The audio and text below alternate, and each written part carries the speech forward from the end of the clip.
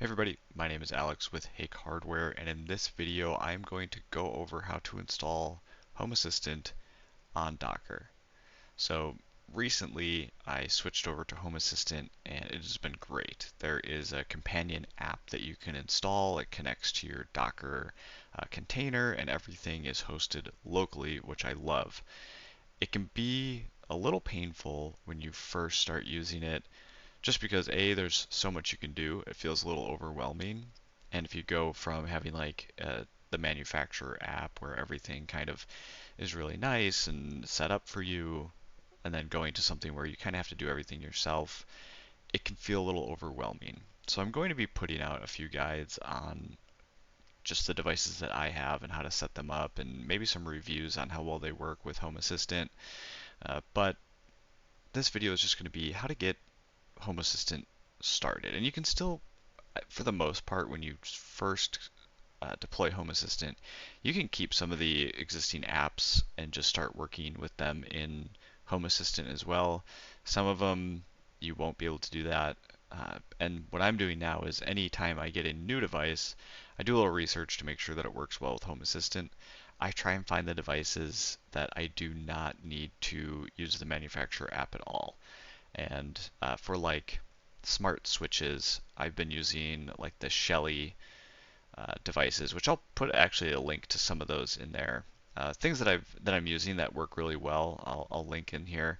I do have a link to like the Zigbee USB controller down here that I'm using, and I'm gonna put Amazon links where I get a commission, just because it helps support the channel, it helps support the Substack stuff that I do. But I'll always put like what you can search instead if you don't want to, because I don't want you to feel obligated to use those links where I receive a commission.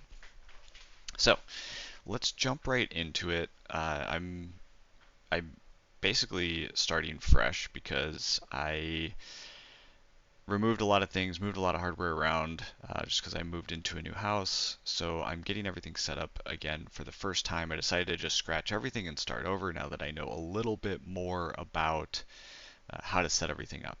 So I will be using uh, Docker and Portainer, and I have a video here. It's a little bit older, but everything covered in it as far as getting Docker and Portainer set up still works great. And this is Portainer. It's basically a front end for Docker. I have two computers. What's cool about Portainer is you can hook up lots of different hosts. So I have Bob, which is shut off right now, and I have Milton, which is where I set up all of my always on stuff. It's got 32 gigabytes of RAM, 4-core processor, and I have a 2 terabyte hard drive on it. It's a mini PC from B-Link. It works great. I host all my like always on stuff because it doesn't use a lot of power, and it has enough USB devices and connections to do anything that I need to do. So I'll be doing everything on Milton here, which I already have a stack file for another project, and I'm going to be adding a new stack for Home Assistant. And a stack is basically a Docker Compose file. If you're familiar with Docker, Docker Compose files are a really great way to use infrastructure as code, where you can deploy lots of containers using just a single stack file, and it's easy to update those containers and deploy things and modify them instead of just running the Docker commands in the CLI, which you can do. And the official instructions on how to do this on the Home Assistant website show it that way. They might have a Docker Compose file too, but there's a few extra things that I'm doing, a few different things that I'm doing to make this all work. So I'm going to name this Home Assistant, and I'm going to just paste in this. This is basically like a Docker Compose, and we're going to paste it into our web editor for our stack. And we can see a lot of it just populates. The tabs and spacing is important, so typically it's like 2 spaces for each indent, and they need to be indented correctly. So if you do run into issues, typically Home Assistant will tell you, like, doesn't for that one, but if I were to maybe do like something like that, yeah, it'll tell you that you have like a YAML syntax error. You can always copy and paste this into like ChatGPT or something, and it'll format correctly for you. So there's a few things that you're going to need to change. First is if you are connecting USB devices. So I have the Sonoff, I think that's how you say it, or Sonoff, that's what it looks like. Zigbee dongle on Amazon, and that's so that I can connect Zigbee devices directly to my Home Assistant. I need to pass that through to my Docker container, and we do that in the devices section, but we need to find the ID. So I thought I brought this up already, but I'm going to bring up Termius. Let me find it here. Okay. Oop. All right. Now you can already see what I did to find it. Let me set this over here and let me get it a little bit bigger for you.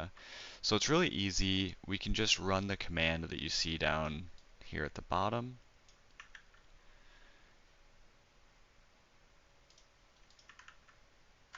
And I can see that I have my Sonoff Zigbee dongle. And what we're doing is we're adding this by ID. So theoretically, you could just add it based on where it's mounted, like the TTY USB 0. But if you have multiple dongles or you restart and it somehow gets mounted to like a different USB location, this isn't a good way to do it. And what we're going to do is just copy the ID. So everything basically before this little arrow, we're going to go ahead and copy, Control Shift C, and I'm in like I guess a terminal manager or an SSH manager where like I have all of my computers hooked up in here and I can just move quickly between them. This is called Termius.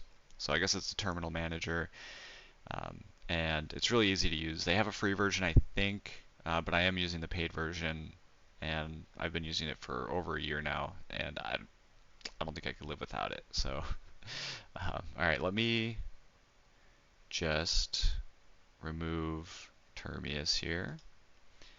We'll go into Milton, and I'm going to, instead of where it says your ID, I'm just going to paste in that long ID here. And then we are mounting it in the container to USB 0. So on the left side is the location, and you can see it's dev serial by ID, and then the, whoops, don't want to move that, and then the ID.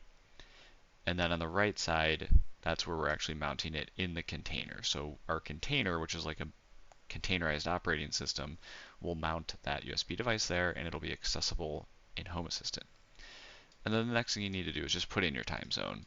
I'm in Phoenix, Arizona, so we will throw that in there.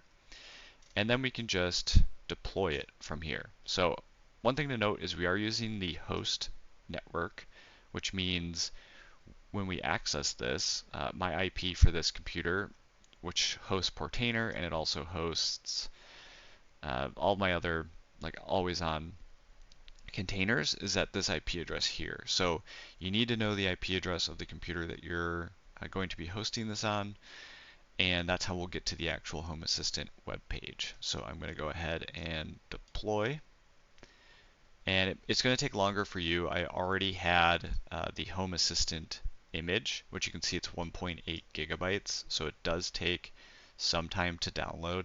So it might take a little bit more time depending on your network.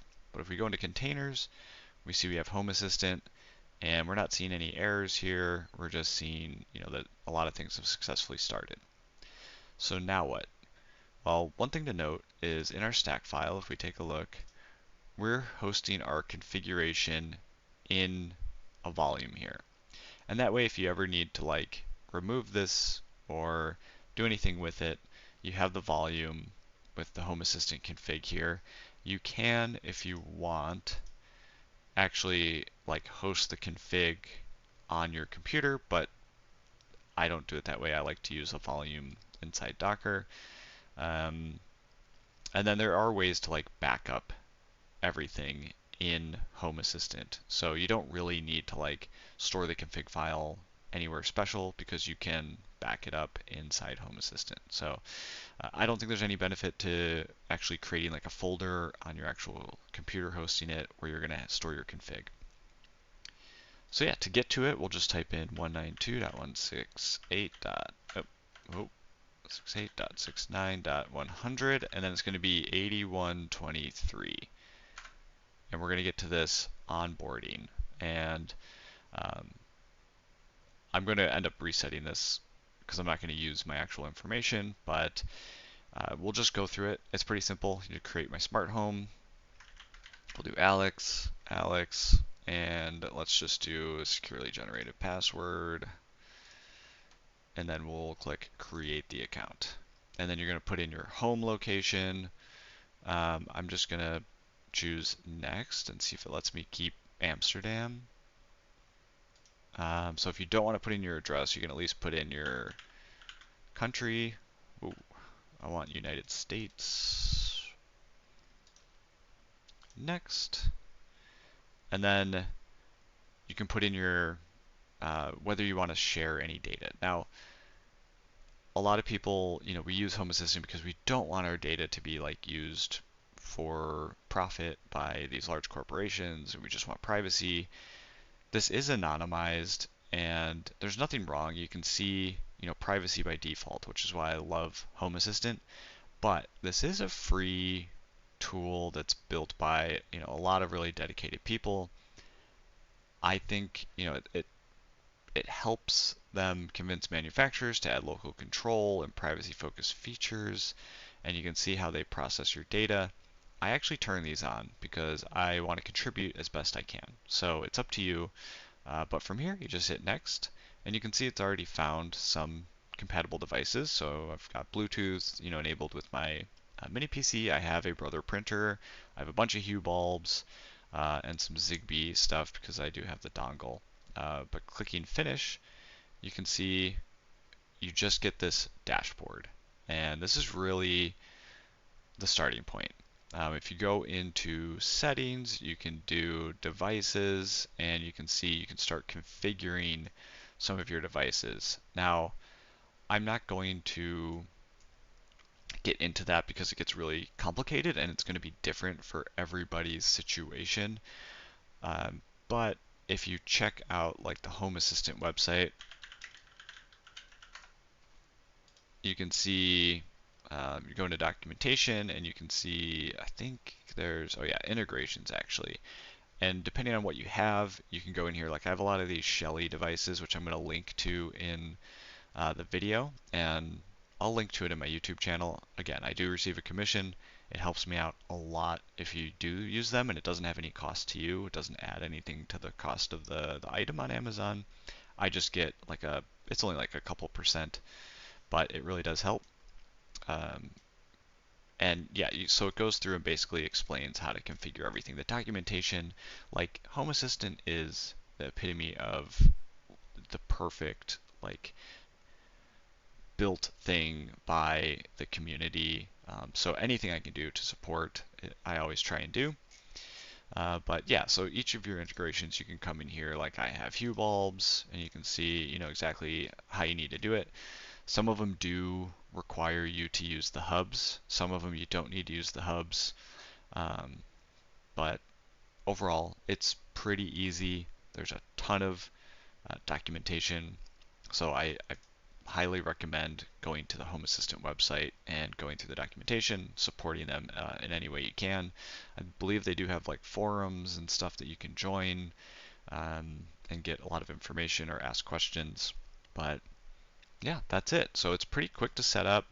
There is an app, so if you download the app for Android or Apple, you'll be able to just, it should automatically find the server if you are on like your Wi-Fi that has, or network that has the Home Assistant server running or Docker container running, and then immediately you have access. So it's awesome. You get the app, you get the the website. There's so much you can do. And again, this is hosted locally, like on my own PC, which is great. So that'll be it for this video.